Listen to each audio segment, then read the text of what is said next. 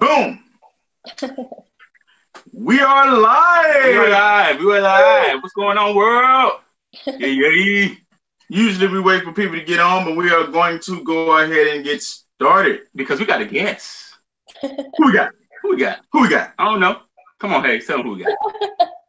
Talk to the people, man. We got Miss Quinlan Leach. We got Miss Quinlan in the house. Quinlan. Did we say your name right? I don't like botching people's names up. No, my name is very simple. Yeah, so my name is Quinlan Leach. I just recently started doing a podcast called Make Podcasts Great Again. And I'm still very new to the whole political game and everything, but I try to be as vocal as I possibly can. Yeah, awesome. That she just jumped right in there. She's like, yeah, you said my name right. I thought she was like, no, that is wrong. I'm going to correct you. That is awesome. But yeah, we actually had the honor of being on Miss Quinlan's show not long ago on the podcast, making podcasts great again. So, I mean, just kind of jump right back in and kind of just like tell us a little bit about yourself, a little bit of background, Don't give out too much information because, there are creepers out there in the world. So don't give out too much info, but just tell us a little bit about your background and your podcast, how you got started, and like what really inspired you to get started. And then go ahead and give a little plug on yourself and, let people know where they can find you.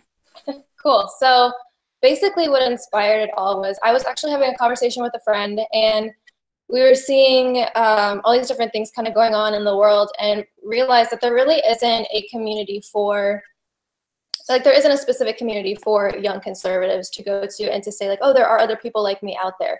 And this isn't the end all be all. That's not what the podcast necessarily is, but it's a start in the right direction. It's a start to show people that, hey, there are young kids like you out there. There are young adults out there who have the same beliefs that you have, who are on the same path that you are, who maybe stepped away from their family, who maybe are not conforming to society like everyone else. And to just let those people know that, hey, you're not alone, and to share some relatability, because I know, and kind of relatability is like a touchy subject right now because we have the whole, politicians trying to relate to people in the wrong way. But I think for us as conservatives, relatability is one of the most powerful things that we have, because it's helping some of my liberal friends, people who I never even thought would be saying anything or even listening to the podcast, because it's not, this like huge production or anything, but it's been helping those people listen and saying, hey, I may not agree with everything that you're saying, but it changed, it made me think about it differently. And it changed my perspective on a few things. So that is my end goal. And if it just helps, a few people open up their minds a little bit and just kind of think for themselves a little bit more,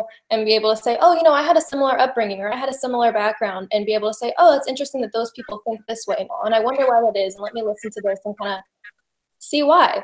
So that's my end goal. If people just listen and just have, listen with an open mind and get something out of it, and maybe think about some of these things differently, that's my goal. That's all that matters to me. And so yeah, that's about the podcast. But me specifically, I had very Christian upbringing. I was homeschooled, so I'm very conservative because of reasons. I think that was very influential in my upbringing. And I was always raised with going to, I remember the Romney campaigns.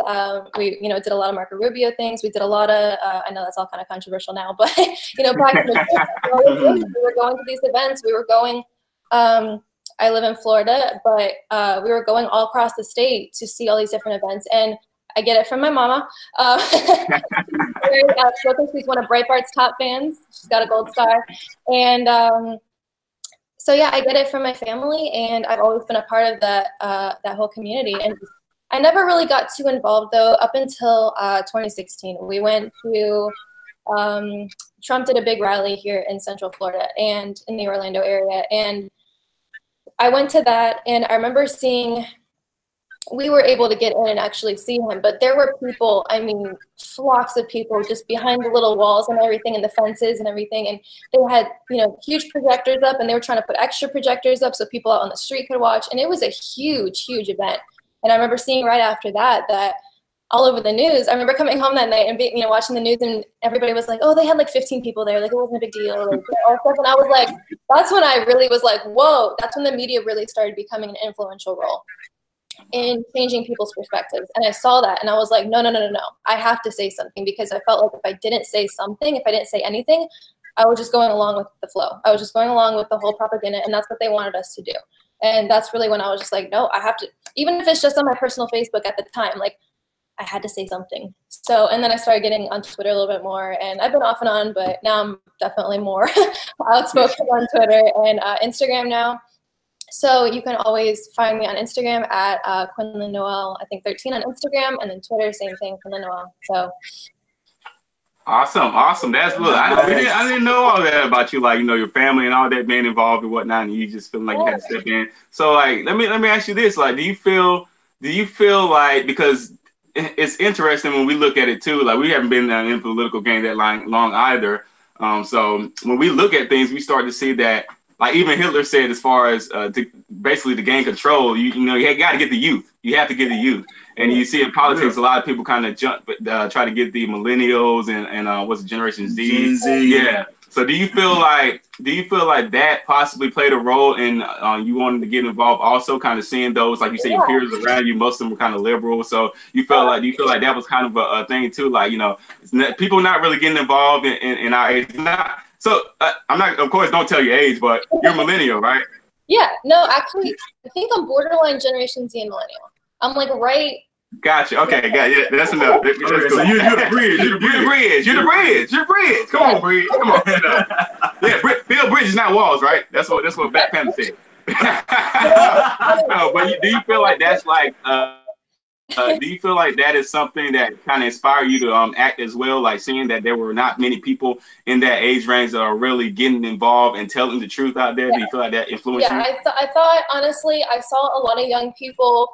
I saw a lot of young liberals more than I saw a lot of young conservatives. And this, of course, is still anything that I talk about in that area is probably 2016 and on. Because up until that point, the media didn't really play that much of an influential role. And that's really when that whole Democratic Socialistic Party started taking social media by storm and started using it to their advantage. And honestly, I don't even know if they planned to win the 2016. I think it was kind of just a setup for the whole 2020 thing. But that's another story. But I saw social media and I saw marketing, and that's, you know, my line of work is very falls in line with that. So I know how these things work, and I know about comment moderation, and I know about people changing, you know, only letting you see what they want you to see and things like that. It's funny now because I'll see like Elizabeth Warren campaigns and things like that on Twitter, and I look at their comment section and I'm like, man, if they want to win this campaign, like if they want to do good at their strategy, they need to watch these comments, and they need to because that's how these things work. That's how, you know, on my end, if you want to get a positive result out of a campaign that you're running, you're going to be watching those comments. You're going to be deleting the bad ones. You're going to be hiding the inappropriate ones, and you're going to be pushing hard on social media, and you're going to be trying to do these campaigns that target the young people, that target the people who get you excited, right? You see young people and you're like, oh my goodness, like what are they supporting? I want to support them, like go youth, like, you know, and you get that from a young age. You get that from supporting these, you know, your kids at school or, you know, at events and, you know, sporting things. And that kind of transfers over to seeing youth doing anything, right? We want to try to support them. And now we have to, decipher between, man, do we want to just support the youth in general, or do we want to support the conservative youth or the liberal youth? And we have to pick, we have to think, you know, are they just trying to help people, or are they trying to push an agenda? And we have to be really careful about who we support and how we think about that. Nice. That's deep. It is deep. And that's one thing that's quick sidebar, quick side note. The super chat is on, people. If you want to ask Quinlan a question, keep it clean, keep it appropriate. Send the super chat, and we will be definitely asking her those questions. So if you want to do that, that's open. Back to the show. Yeah. So the one thing that you said that was very interesting there was like when you were talking about you understand like the marketing aspect of things and whatnot, and you know you can kind of see if the politicians, if they want to win, the chances that they have of winning would increase by them taking specific actions and whatnot. So some things that kind of stand out to me when we're talking about politics is how leftists, how they react. I don't think I agree with you. I don't really feel like they like understand, you know, how important their comments and their actions are. Because when I go back to, like you were talking about the 2016 election with, you know, the Democratic Socialism start coming out, you got Bernie Sanders up on stage saying things like, white people don't know what it's like to be poor. Like, That's not going to help you, dude. There are a lot of poor white people. Like, that's not going to help your cause at all. You got people like Hillary Clinton going on shows saying, yeah, I carry hot sauce in my purse. Like, this show has a black base. Like, that's not going to help your cause. Kamala Harris, like, she's coming out talking about, how she used to listen to Tupac and Snoop, back in the day when she was in college and smoking weed and stuff, and they weren't even out yet. That's not going to help your cause when that information comes out, when the information age. So I don't really think that they care about what they're saying. And something else just came out with what's my girl name? AOC. Did you hear about that? Where she was like talking to black people, like or minorities, like, yeah, this is what power looks like. This is what winning looks like. Like, she changed her whole voice and everything, like, to pander to black people. So I don't think they really understand. Yeah, I mean, it's interesting because they say what they need to at that time for that crowd, and the internet doesn't really seem to, or the media doesn't let it affect them, because the media is trying to help them out. So the media isn't spinning things that they're saying after the fact. It seems like they're trying to say those things and do those things just to rile up the crowd that's in front of them, rather than in those particular cases anyways, because there are some things that people say, specifically that will do well online and then won't do well in person. So it's interesting. And I know I will say this, again and again, I will say it the day I die, but these people are not stupid. They know exactly what they're doing. And if they say something or they do something in a certain way, you got to believe it's for a good reason, because they've come this far, and their plan is not to lose in the end. Their plan is to win. And I don't like it when people kind of underestimate them, I guess. So it's like, it's hard to understand sometimes why they do the things that they do. And I just look at it and I'm like, all will be rebuilt in time. I mean, whatever their strategy is, it seems to be working for them. And I know that the tide is changing a little bit. And I know, that's what you guys are fighting for. That's what I'm fighting for. But, for those things in particular, I just see it as them. They're riling up the crowd that's in front of them. And the people that are in front of them, for some reason, support them. So that's what they wanted to hear. That's what they gave them. They put on a show, and it was just for those people. And whatever comes out on the internet, that's just for us as conservatives to look at. The liberals don't even really look at it. So it's just kind of for us to look at and say, oh my goodness, what are they doing? This is crazy, blah, blah. And the liberal media does not acknowledge it at all. It doesn't give it any press. So it doesn't get, it's like not a big deal anymore. They just did it that one time and it's gone again. So, which again, we talk about liberties and freedom of press and things like that. And that is a big deal. That's, something that I feel like we're losing because of that. Awesome. Exactly. All right. Now, a big deal with us is liberty. Liberty is the biggest, my favorite word in the English language right now. Liberty is my favorite word, my favorite thing on the freaking planet. I love it. Yes. Now, both sides, the Republicans and the Democrats, seem to have an issue when it comes to liberty. The Republicans not as much, but the Democrats, total everything they do is against liberty. Yes. Now, with Republicans, it's like both sides want the federal government to enact laws and enact regulations for the better good of the nation, which is a problem to me. Now, maybe you don't see it the same way. Maybe you like the federal government. I don't know. But where do you stand on liberty, and what does liberty mean to you? To me, liberty is part of our identity as Americans. That's something that we have that no other country can say. That's something that's ingrained in our Constitution. We still have our religious liberty. We still have our freedom of speech. I know, a lot of things that have been in the news lately are, gun control, abortion, all those types of things. And then, like I said before, freedom of press.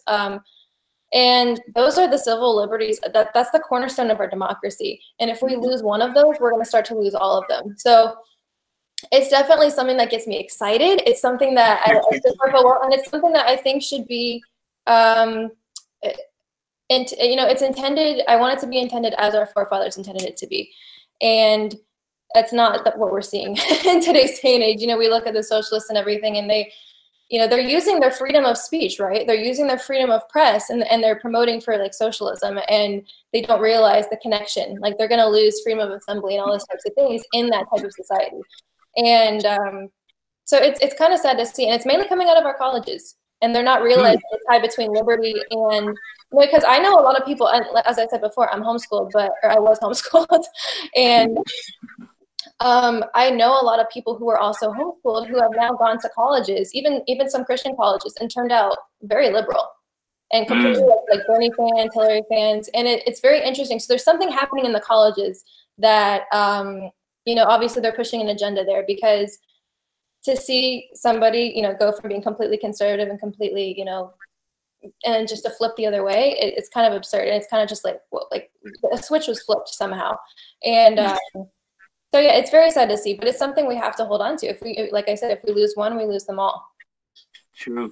Wow, that's a lot. That was loaded. Yeah, but definitely, what I think pretty much happens is, and that's interesting that you mentioned the college campuses because we do feel like they're being indoctrinated to completely go against liberty. But what I think is, people don't really understand the definition when we talk about liberty. They kind of take liberty and freedom and then kind of put them together to basically mean the same word, but freedom is freedom. But liberty, we've learned, our sensei taught us that liberty is freedom plus morality, right? So you can be free all day and do whatever you want. If there are really no consequences, then you're free to do whatever. Yeah, but I'm free to rob you. I'm free to rape you. I'm free to steal from you. I'm free to kill your babies. Whatever you want. But if it's not something that's moral, we're done. But that's exactly. And morality is the key. Yeah, something I would like to touch on especially is, like I said before, with these liberals, what they're doing is they're going out and they are doing these rallies, and they have freedom of speech, right? They have freedom of speech, they have freedom of press, but they don't have freedom of harassment. And there's a fine line there that they are crossing and saying, this is my right, and all this stuff, and that's not your right. You don't have a right to harass somebody. You don't have the right to physically put your hands on somebody. Do you have the right to go and hold your own rally and come up and say whatever you want to say to me? Absolutely.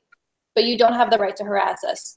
And that's where we need to draw the line and make sure there's a very clear line there, and say, because that's the line that the liberals are crossing right now.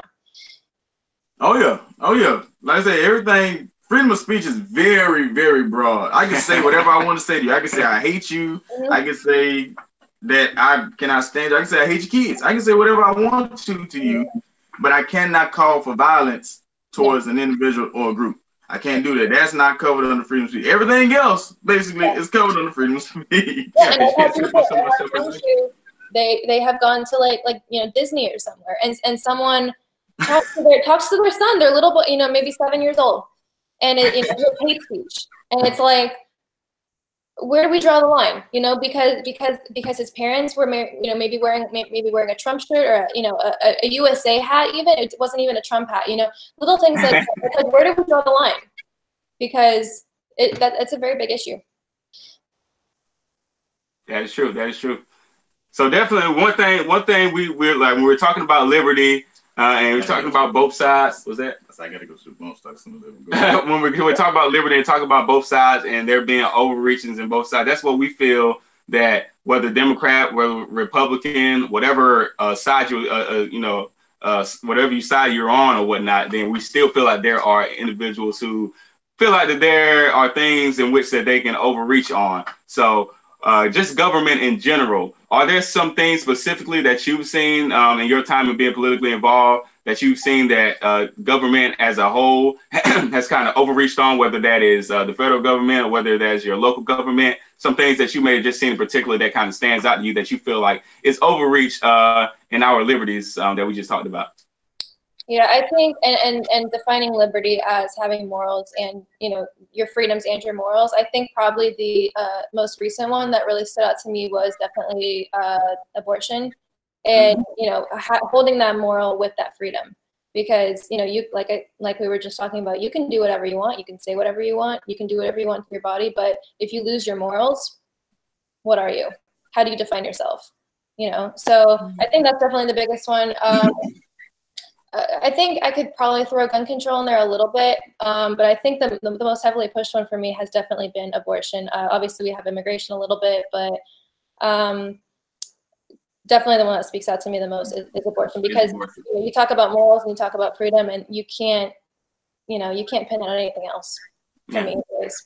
So what is the divide you think coming in there? As a woman, you obviously have more of a stake in this than we do, obviously, right? Because it's your body, your choice, right? So like, what do you feel the divide comes in on that so-called issue when we're talking about liberty? And as I said, I believe the issue comes in with the definition. People not really defining it as freedom plus morality, just saying freedom to do whatever you want. But what do you feel like the divide comes in with it being your body, you know, and your choice? Why would you say, yeah, that's definitely not something that I feel like we should be doing, versus another woman coming and saying, like, you know, standing in front of a building, showing a picture of like, you know, Jesus being taken and aborted in front of a church or building or whatnot. You saw that, right? Yeah, that was disgusting. You know, they depicted that, so that was kind of disgusting. So that type of person versus you're both still women. You know, you both have the same female reproductive organs. So where does the divide come in? I think for me personally, the divide comes in even before that. You know, the actions that you took to get to that place. You have to, and like if you have morals, you got to take responsibility. And I think anybody who does have, I think like, you know, that whole Jesus situation, that whole scene that they painted, there's something else going on there. There's something psychologically wrong. But that just, you know, you can't really explain that any other way. Something very bad had to happen to those people in order for them to you know, get joy out of doing that. But I think for me specifically, the line is drawn where it's, you know, I made the choices to get to that point, right? And I have responsibility for those actions. And after that point, you know, just like I can't say that, hey, I'm responsible for your life. You know, I am responsible for that life. I'm not responsible for your life, but I'm responsible for the life that would be inside of me. And I had to make X amount of choices and X amount of decisions to get to that point. So at that point, it's about taking accountability for your actions. And I think a really big thing in society today is just, you know, do what thou wilt. Do what you want. Do what you want with your body. It's not gonna, you know, it's not gonna matter. It doesn't, and it does matter because guess what? Some things that you do lead to another life being created. And at that point, it's like, again, what are your morals? How are you raised? You know, and a lot of people with a Christian background definitely, you know, fall in line with that belief. But for me, it's just about responsibility. And that's what our society does not want to take accountability for. Our society does not want to be responsible right now. They want no consequences for their actions. They want to live in a sin-filled world with no repercussions. And you can look at that from crime to abortion. So awesome. That's what's up right there. She hit you with the Aleister Crowley, do is the Wilkie hit you with man, there's a quote from George Bernard Shaw that he said, liberty means responsibility. Yes. And that's why most men dread it. Yes. Because it's about individuality, it's about you. It's about all liberty is individual liberty. There's no collective liberty. Every liberty is an individual thing. It takes you to have to do some mental workout to see, am I going to do this? Is my actions going to affect somebody else? And if they are, maybe I shouldn't do it. Maybe I shouldn't take this action. Or from another standpoint of responsibility, I'm responsible for myself. And as a man, I'm responsible for my family. I got to go to work. I got to do something to provide for my family. It's not the government's job to provide for me. The government's job is not to provide for you. And the more today that the school system tells us that it's the government's job to take care of us, the more we go and we believe that thought process, and we go into that, and then we grew up waiting for the government to give us stuff, not realizing that makes us servile to the government, and then the government becomes our master, and there's no need for God anymore. So when there's no need for God anymore, we look to the government. And then the government is the end all be all, and we do whatever the government says. Then the government has full control over each individual, and then you become a collective slave class. Yeah, that's really what it's about, and that is, I definitely think that is the democratic socialist. I don't even know why people say democratic in front of it, but I'm gonna try to be politically correct here, and that's what they are, and that's the end all be all for them, and that's what they want. And they're playing into definitely, I think part of their strategy is looking at society as it is and saying, okay, people already don't want to take responsibility for themselves. They're using abortion, they're using gun control, they're using immigration as tactics in their strategy to say that, you know, we want you guys to be completely dependent on us. We're going to take care of you. We're going to keep you safe. We're going to protect you. We're going to feed you. And you guys are going to be just fine. And the reality of the situation is, you know, we didn't need our guns because the deer and the bear and the cougar were coming. We needed our guns because the government, the British were coming. And boom! Is and that's what we're trying to, that's what's happening again here. And if you can't look at it any differently than what it is. That's what they're trying to do here again. They're trying to you know, make the government the end all be all, and that is not the answer. That is not what our forefathers set up our country to be. You know, right now we have a constitution that puts people in charge of the government, not the other way around. And again, that ties in with our liberties and our morals. And right now we have that kind of a government. We have that kind of constitution, and people are trying to change it constantly. And you know, I think we're so afraid of losing it that we don't appreciate it for what it really is.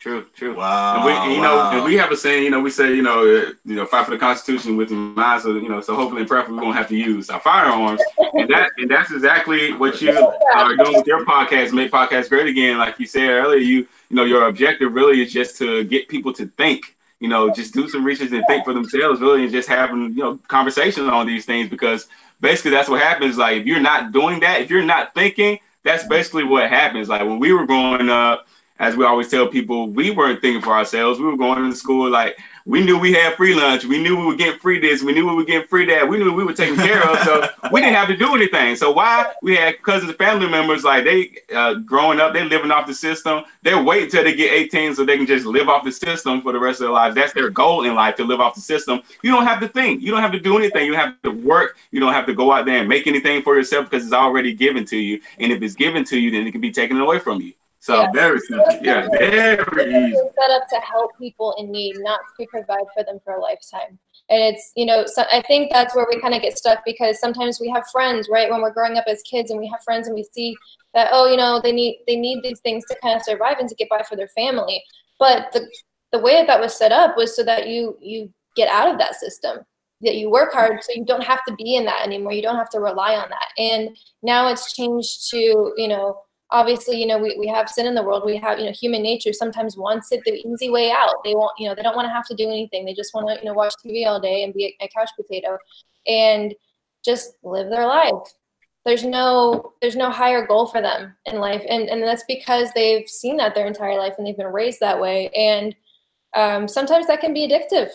You look at that and it's like, oh man, I wish I had it like them. I wish I could just stay home all day. Meanwhile, you know, I'm out here, you know, busting my ass, and I'm not getting, you know, sometimes it feels like you're not getting anywhere, and you look at that and it's like, man, it would just be easier to conform to that society and into that way of life. And we have to remind ourselves, and I'm not saying it's easy, it's a daily fight. It's a daily thing where you wake up and you say, no, I choose to go to work. I choose to go have a job because I choose to not conform to society and how the government wants me to behave. And it's a daily struggle. It's a daily choice that you have to wake up and make, because it's not easy. And, you know, life wasn't meant to be easy. Not to get too deeper, but nope. Preach. I'm gonna start calling you Minister Quinn. Like, does that work, Minister Quinn? Can we like do that? Like, can we dub that? She hit on something a little earlier, man, about the firearms and the reasons for the firearms in the country and the reason why we have the right to keep and bear arms. I got into an argument with my accountant a while back, and he was like, it don't mean that you get to carry around the gun. It mean you get to keep them at home. And I was like, no.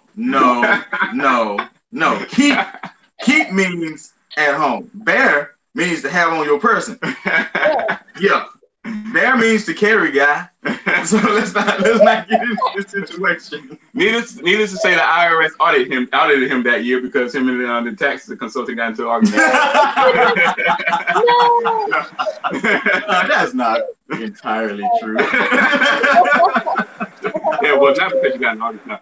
Yeah, but yeah, so both sides now, and we get a lot of flack for this one, but the Republicans now are coming for the guns, which is not a good thing for me.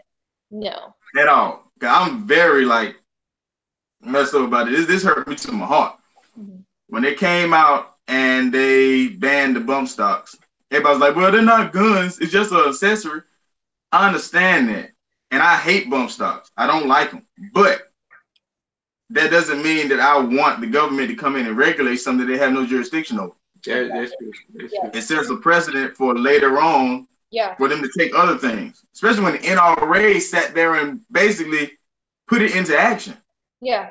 Mm-hmm. That's the big issue there, you know, and it's the same thing like we spoke about earlier with our liberties. You know, once they take one thing, what's going to stop them from taking everything else? And I had someone, oh goodness, what was it about? I believe it was, it was with guns actually. It was with gun control, and they said, what's it going to hurt this? And like in Korea, they have some restrictions and some laws there, and then now we have Australia, New Zealand, kind of heading that direction as well, and they said, what's it going to hurt? It's not that big of a deal. And I said, that's not that specific issue. I said that this specific issue, that's not the point. The point here is that once they take this one little thing, they're going to take another little thing and another little thing, and it's going to add up to be a big thing. And then once that one liberty, once that one freedom is taken away, what's going to stop them from taking on the next little thing and the next little thing and the next little thing? And that, I said, that's what the issue is. It's not necessarily, this one little part on a gun or this, all these different little technical items. It's not that, they banned this or, you can't carry here or there, wherever. It's once they take one thing, they're going to take more and more and more. And that's how the government works. So that's the issue there. It's not about all these little minuscule things. It's about, I said, take your head out of the little, box that you're putting yourself in and putting that issue in, and look at the big picture. If that were you, if you were the government, what's going to stop you from saying, no, I want more, I want more, I want more? It just makes you that much more dependent on the government. And, like I tell people, I'm like, for me personally with guns, I'm like, I don't want to have to call 911 and say, hey, somebody's in my house, and wait for people to get there. I mean, exactly. I think there's a meme that's been going around on the internet. I see it every so often, and it's like it has something to do with somebody calling 911 and they don't have anything to arm themselves with. They don't have any guns. They don't have any type of self-defense. They don't know any self-defense, and the person on the other line says, "Okay, well, I'll just send I'll send the funeral services, basically, the police to help them because it's over for you."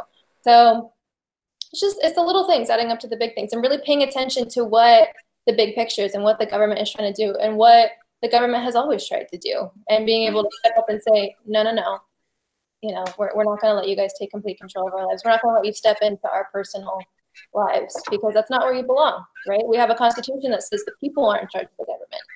The government is not in charge of the people. There we go. You are dropping the truth nuggets today, Quinn. You are definitely dropping the truth nuggets, and that's another thing. And that's another thing that we kind of talk about with liberty when we're talking about the the government and government overreach as a whole, is basically the fact that when they do overreach, it's on both sides. It's not just on one side or the other. So we may be right now under the guise of a Republican government, so to speak, but that doesn't mean that 4 years from now we won't be. That doesn't mean 4 years from now that we won't be working under the guise of a Democratic government, Democrats. So we can't just give them more power. Yeah. What is that? Uh-oh. No, I just hear something right now. See, we stay strapped. But he hears something. Keep it going. He hears something. That's why you gotta stay strapped, because you never know who can break in your house. You never know who's gonna not everyone has what is that? DCPI or whatever the whatever that thing is, the security lock or whatever.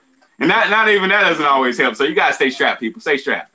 Yeah, and think about how would you want your family, not even yourself. I tell people with those issues, don't just think about yourself. Think about the people in your life who you care about. Think about those people.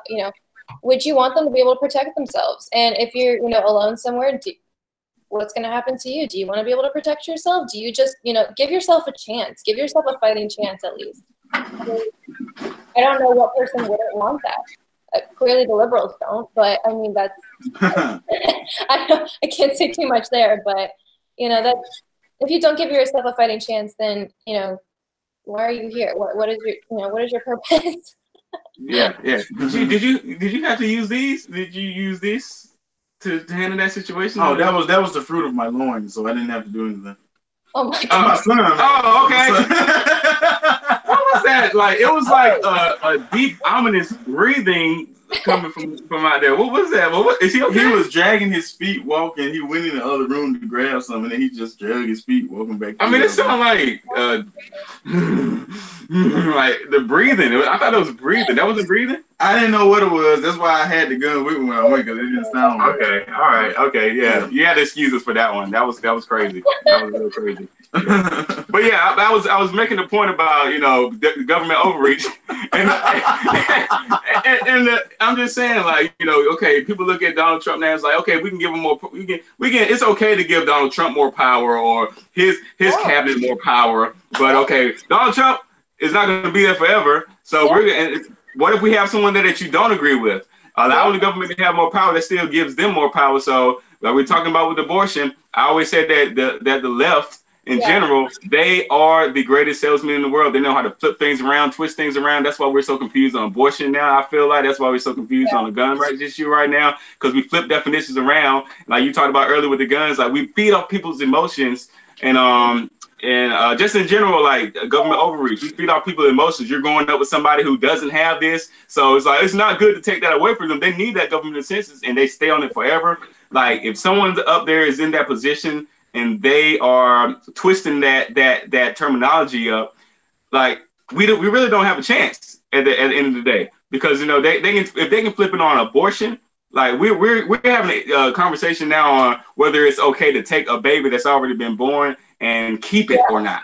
You know, we're having that conversation, so that's dangerous. So we get somebody. It's like a toothache, man. Like you start out with a little small toothache, and it's like, okay, the toothache is bad. I notice it's nagging me. That's the welfare system in the community. First, it was just the black community. It's all right, fine. It's just toothache. We helping these people, but you really, in the long run, you hurting them because the toothache gets worse. Now it's spreading across the whole gamut. Now everybody that's on welfare is like, it's horrible. Your whole community is dying. Now the toothache is getting to the point where it's infecting your gums and it's going up, and sooner or later it's going to get into your brain and you're going to die. Yeah. Now you're going to have to get the tooth out. It's going to hurt. It's going to hurt to get the tooth out. But the result of not getting that tooth out is death. Yeah, imminent death. If you don't stop it now, it's going to hurt. Worse. But you don't want to take the initiative just to cut it off. Cut it off. Some people are going to get hurt by it. You understand it, but people are going to get hurt regardless. Yeah. And either way. I will say about, like you said, about people being very confused about the abortion issue. I remember probably the place I am the most vocal about politics has been Facebook for a very long time, just because I think it was just, you know, so easy for me to share stuff. And you're brave. That was one of the issues in particular, that when people first started talking about it,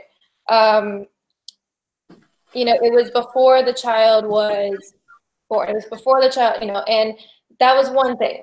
We had that issue, right? And then we had the issue, and then there was the in-between period where it was changing to after that child's like even been born. And I remember sharing an article about that, and somebody got on and said, no doctor would ever do this, and that's completely inaccurate, and all this stuff. And I said, you know, read this again, because that's not the issue here. This is changing now. It's not just, you know, an abortion. This is a live abortion. this is a lot, you know, a little baby actually being killed, someone who's already been born. And that's when people didn't really understand, because they were just like, oh, that's crazy. Nobody would do that. That's crazy. I had people telling me, you know, 24/7, that's inaccurate information. No one would ever do that. That's inhumane, et cetera, et cetera, et cetera. And you know, that's murder. And I said, yeah, it is. Please look into this a little bit more, because that's where they're taking this now, right? They passed the before birth abortions, they passed all these laws, and now this is where they're taking it, just like with the gun control issue. I said, remember, you know, it was a couple of the same people that were involved in the conversation. I said, remember, in this issue, it wasn't just about, you know, one of the technical aspects. It was about the big picture. They're trying to take away all of it, and with abortion, they're trying to take the life, the entire life, the living, breathing human being. And that's murder. You have to call it what it is. And there was a very big confusion there for a little bit. I think it's a lot clearer now. I haven't heard from those people since then, but there was a really big confusion there. I think it's really important that you say that and, you know, restate that and restate it, because some people still don't understand. Some people don't get it.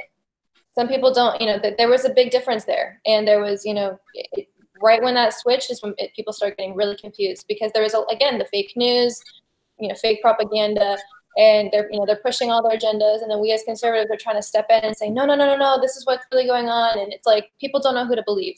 So it, you know, like you guys have, you know, said many times before, do your research, and figure out what's going on, find out where they're taking it, what they're going for, and because it was very confusing. It was very confusing for a while. Yeah, I understand that, and you're right, and I'm really glad that you actually are taking it to the cesspool that is Facebook to, you know, to do that fighting, you know, because there are a lot of people there who are genuinely confused about certain things, and I had to do research on that as well, because I was really trying to find like where did the disconnect come in, because I'm like, obviously in my mind, you know, you're killing a baby. Like, that's just it. You are murdering a baby. That's just clear in my mind, but to some, it really isn't that clear. So I had to do research, and I'm looking into Roe v. Wade, and I'm saying like, okay, so something's really wrong now, because even at that time of Roe v. Wade, it was pretty clear what viability was, and it was pretty clear what the health risk of to a mother was. Like, the health risk means if the mother could possibly die, then we could do something, you know, and even at 24 weeks, it was still a question of, you know, before 24 weeks, then yeah, they said we can go ahead and abort it. But after 24 weeks, it's still questionable. We have to see if the mother is at health risk. If there's a chance that she could possibly die, that is health risk, and then that's when we'll take action after 24 weeks. But now, like you were saying, now it's like, you know, health risk can mean I don't want to have this baby. This is going to be a financial risk to me. I'm going to have to flip burgers for the next 20 years. I just can't do it. Oh my God. No, I can't do it. You know, that's health risk now to the mother. Yeah. And you know, again, you know, younger teens, young adults not taking responsibility for their actions. And, you know, that ties in again. And I remember specifically, it was about that, you know, it was about saying the conversation that I was referring to specifically was about, you know, if the mother had health risks as well, if there was a, you know, the chance that she was going to die, that, you know, the baby might die, you know, it was a conversation about those issues. And again, there was confusion because, you know, in the political realm, we're trying, you know, at the time they were trying to take it, you know, all the way full term. And I said that's not the issue here, because they were thinking it was, you know, if both parties were you know, could end in fatality or, you know, something like that, and that wasn't the situation. So the media did a fantastic job. You have to give credit where credit is due. I have to, you know, you have to respect the fact that, you know what, they had a strategy, they had a marketing strategy, they had a plan, they had a procedure, and they laid it all out on the table, and they did what they intended to do. They confused and they spun things in circles, and especially with social media played a huge part in that. So they did what they set out to do. Awesome. I guess it's to be expected when you have people that can't figure out what bathroom to go to and don't know what a male and a female is. I mean, it ain't too hard to confuse that type of person. Let me ask you this, Quinn. Do you plan on running for anything? Because you got a real, like, you have the ability to get into the Machiavellian like mindset and just kind of think. I'm just saying, like, you like, yeah, this is what they're, you know, this is what they're doing, and you know, they are marketing, and this is, you know, it's like, you know, where they, it seems like you got an idea of kind of what they're doing, and you know, give credit where credit is due. Like, do you plan on actually getting into the arena a little bit further, or do you think, you know, you plan on sticking with the podcast for now, just like waking people up that way via social media? No. I say this with everything. If that is in the cards for me, I will welcome it. I will, you know, take it on. But like with the podcast, I never thought, you know, it's funny. You guys may not believe this, but I was probably a couple of years ago, probably the shyest person you ever met. I wouldn't speak to anybody. You know, I was just very in a little cocoon, and I just wasn't a speaker, and I'm not a speaker. You know, I'm not. I've always just been a very, you know, shy person and not very outspoken. And like 2016 and on, that changed because of politics. So I said, you know, wherever politics takes me, that's where I will go. And right now it's, you know, focusing on the podcast. And if I'm called to do something else, then I will go and do that. But Am I opposed to doing anything else? Absolutely not. You know, I will welcome any opportunity with open arms, and you know, God's will be done there. Wherever I'm called, that's where I will go. So I'm not turning down any opportunities like that. I'm just right now focusing on the podcast and kind of learning about different people's backgrounds, and you know, gaining some more knowledge that way. And you know, I'm not trying to jump into the game and say, you know, oh, I know about all this stuff, I know about this and that, and I'm honest about it. You know, I'm not an expert on all these issues. I don't know, you know, like you guys are much more knowledgeable on like guns than I am, and all the different parts and everything. And yes, I was raised that way, and you know, that is around me, and it's a big part of my life. But I'm not the most knowledgeable person on it. I'm not the most knowledgeable person on abortion, or you know, any of these other laws that are being passed. I don't know the history of everything, but what I can do every single day is educate myself more and more, and talk to more people, and learn more about these issues, and you know, do my research. So that's all I can do at the end of the day. And if it can help somebody else think for themselves a little bit more, that's all that matters to me. So awesome. And if politics is basically any activities associated with like the governance of a country, then and we are over the government, then obviously all of us have some type of responsibility to actually act in politics. And a lot of people tell us, you know, yeah, you shouldn't get involved in politics. Christians shouldn't be involved in politics. Yeah. Or the two things you don't wrong with it now. Exactly. The two things you don't want to discuss is religion and politics or something like that. You know, then like you said, that's what's wrong with it now. So we all have a responsibility to do that. And all of us have something in us that we feel, like you said, we may be more knowledgeable about maybe guns or certain specific things, but you might be knowledgeable about something else. And if we all come together with our morals, with our freedom, liberty mindset, and come bring all that to the table together, we can put back the government. But school does not teach you that at all. School teaches you that you have to be the smartest person in the room, and if you're not the smartest person in the room, you're stupid. But in real life, people come together, and we take our differences and our weaknesses, and we come together with those strengths and weaknesses, and we come together and we build something that works. Now with that's called either entrepreneurship or the spirit of America, which was built on the spirit of entrepreneurship. Spirit of Massachusetts. Not the spirit of Massachusetts. Bump Massachusetts. No, that's so true. That's so true. And even like in work environments, you know, you're almost I don't want to say guilt tripped, or ashamed, but you feel a certain pressure sometimes in those types of environments where it's like, if you don't, you know, you're hired for a specific reason, right? And whether it's a project in school that you're working on, or you know, out in the real world in a job, you're hired for a specific role. And sometimes people in other roles know more about, you know, your role than you do, or you know, vice versa. And it's almost like a competition. It's like you always have to be the best, and school instills that in you. It's like, if you don't know, you know, everything there is to know about science, everything there is to know about math, or, you know, English, all those things, you're failing on one, then it's just, you know, they focus on the failure. They focus on that one bad thing. And it's like, no, the American dream is about coming together as a team of people. And that's why people come here. They come here for opportunity, and they come here for our freedoms, for our liberties, if you will, and to make a better life for themselves, to come together and to put their, you know, to apply their strengths to our society and to our country, and to see what they can bring to the table to better the country, and to better themselves, to better their family, their future. And if you think about it from an individual perspective, you're not going to get anywhere. It's not going to, again, that's why, you know, a lot of people, and I'm so thankful for the way that I was raised, because I wasn't raised, I didn't go to a public school. I never even went to a private school. I was homeschooled from preschool and on, and you know, my mother was a teacher before she had me. So, but a lot of people today, you know, I posted something on Facebook recently about how thankful I was to be raised the way that I did, and all the influential other homeschool moms that, you know, I grew up with, and their families and everything, because we had a very interactive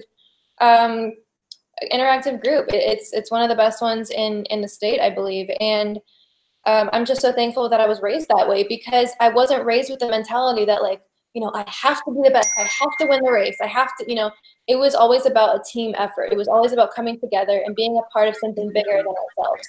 And that's the way that it was for the people, the individuals who started my school group as well. They were entrepreneurs. They were looking for something better for their children. And all these different people had different strengths, and they came together to form a beautiful homeschool group that was going to shape the future of people like me, people like my friends. So it's very sad to see other people in the public school system come out of that and just almost set up for failure. They're set up for exactly what the government wants them to do. Awesome, awesome. So last question, I guess loaded question we'll ask you, since we were talking about entrepreneurship and you talked about homeschool a little bit. We are ignorant to homeschool, but when I do have kids someday, I do think I want to send them to homeschool. I know all schools aren't really bad or aren't negative, but I said send them to homeschool because you're gonna be teaching them. You're gonna be teaching my kids, so I'm gonna send them to homeschool. But yeah, but just while we're in that vein, tell us a little bit about, we know that you're an entrepreneur. Tell us about your entrepreneurial journey and how, if you think like your homeschooling kind of played a role in your entrepreneurial spirit today, and kind of tell us a little bit about homeschool a little bit, if you can. Sure. So yeah, I think it did play a huge role, and people have asked me before, like, oh, like, were your parents like entrepreneurs? Is that where you got it from? And honestly, I think it just came from like wanting to. I don't know. I don't know where it came from. That's the American dream, But for me, being homeschooled, I would go through a little process. I had a routine that we would, do every week. I took music lessons. I was in probably almost every sport possible. My parents made sure that I was, well-rounded as I possibly could be, and making sure that I was a shy person, but I wasn't, and like I said, our homeschool group was built by some amazing people, and we had, everything that a normal school would have. We had standardized testing, we had science fairs, social studies fairs, different field trips and things like that we would go on. And I remember specifically, probably my little entrepreneur journey started when, for some reason, I'm not sure where exactly I got the idea, but I was probably maybe 7 or 8 years old, and I decided that I wanted to have like a little bakery. And I would go to my music lessons, and there were many different teachers there. And I would go and I would pass out somehow on the computer. I jumped on like Microsoft Word, and I made like a little flyer of like all the different things that I would make, bake. And I would take the flyers to them. And every week, I think it was like every Tuesday or every Wednesday, I would come and make deliveries. And that's kind of my first like little job, my first little like entrepreneur journey. And then, and because I was homeschooled, I got to do a lot of trips. My family and my dad and I specifically, we did a lot of motorcycle trips. We did a lot of fun things, and I'm very thankful for that. And I got to see a lot of the country because of that. And because I had those experiences, I think I'm a little bit more well-rounded, and I learned a lot about America and about entrepreneurship and growing and things like that. But probably the next step for me was, as I got older, graduated high school, I was a makeup artist for a little bit. I got into freelance photography during my high school years, and that kind of grew a little bit more from there. And I took that kind of to the Orlando area, the Central Florida area, built on that a little bit more. And then because of those things, because of photography and makeup artistry, I got into social media. And then I started working with some digital agencies, digital marketing agencies, and I decided, hey, I don't want to work for other people. I want to work for myself. And so that's kind of where we are now. But so that's what I'm doing for myself. And like I mentioned before, like we would do motorcycle trips and things like that. And I remembered the name of my company is Denali Marketing Media, and that ties in with one of the motorcycle trips that we went on, like I said before. And my dad and I did a trip to Alaska, from here to Alaska, and that was very influential in shaping me. I just fell in love with Alaska and that area. And I was thinking back, I got asked this very recently, I was thinking back, how did this all start? And I remember that as soon as we came back from Alaska, I asked my parents, when can we go back? When can we go back? And they said, when you raise the money for it, we can go back. So then I started doing everything in my power, photography, everything that I could to raise money to go back. And now that's the name of my company. I said, we've come full circle. It's always about, how can we make it happen? What can we do? Just, jumping online one day and, starting to play with websites and seeing what that's all about. And just, getting out there and just, what can you do for yourself today? What can you make happen? That's the American dream. So it is definitely the American dream. So how did that selling comic books? We did start selling comic books. So how did that first entrepreneurial venture turn out for you? Are you still participating in that first when you were younger? Occasionally, upon request, I will do a few things here or there. But that, I kept it up for probably maybe 4 or 5 years. And it was something that was very, everybody knew that I did. And again, like I said, upon request, I will do a few things here or there, which is fun. And but that was a big part. You know, I would pass things out all over town. We would make deliveries all over town and do fun stuff like that. But it became a pretty big thing, honestly. And that's where, like I said, you know, and I will tell any kid, I said, you know, what can you do right now? What can you do right now with where you're at with what you have? And don't let that die. You know, if you want something, go get it. You know, if you can make cookies, make cookies. If you can make bread, make bread. If you can, you know, teach people how to ride a bike, teach people, I don't know, you know, whatever it is that you can do, whatever it is that you're good at, go door to door. You know, even when I was young, I mean, I remember something about a circus coming to our town and the animals were being abused or something. And I printed out all these flyers and went door to door and just was like, you know, hey, sign this, the elephants are getting, you know, hurt or something. And it was just, you know, what can you do? What can you do as a person, as an individual? Oh, Dumbo. Yeah. What can you do to change the little world that you live in? And you know, how's that going to affect other people down the road? You never know what that is going to inspire other people to do. So. You're right. You never know. The reason I asked that because I heard like a ding in the background, like a timer, like 5 minutes ago. I was like, she's definitely still baking cookies. Like she's definitely still feeding the town. I did make some brownies. I will say that. Okay. She's still at it. Come on, get your brownies. Give me a call. 10 cents a brownie. No. That's a little cheap. That is cheap.